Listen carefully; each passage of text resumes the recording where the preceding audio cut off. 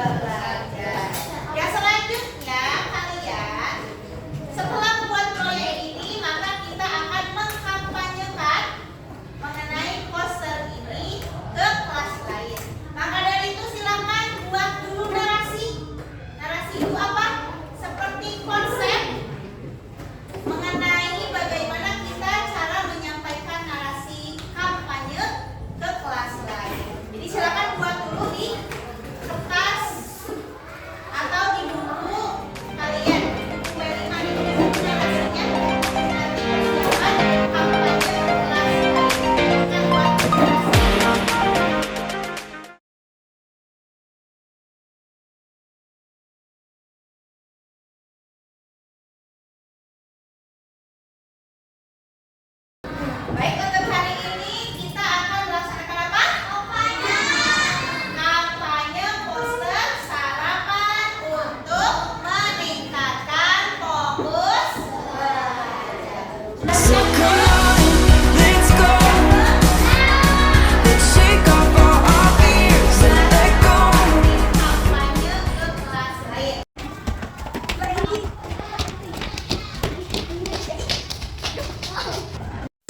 Assalamualaikum warahmatullahi wabarakatuh. Waalaikumsalam warahmatullahi wabarakatuh. Selamat pagi kakak-kakak semua. Selamat pagi. Jawab. Apa kabarnya hari ini? Baik.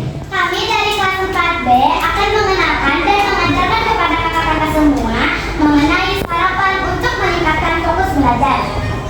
Kakak-kakak, apa kalian sering merasa lelah, mengantuk, atau susah fokus ketika belajar? Sering. Nah itu, mungkin kalian melewatkan sarapan sebelum dari sekolah. Siapa yang jarang sarapan? Ayo ngaku yang nggak pernah sarapan kalau ke sekolah. Yang kadang lupa karena bangunnya kesiangan. Ayo ngaku.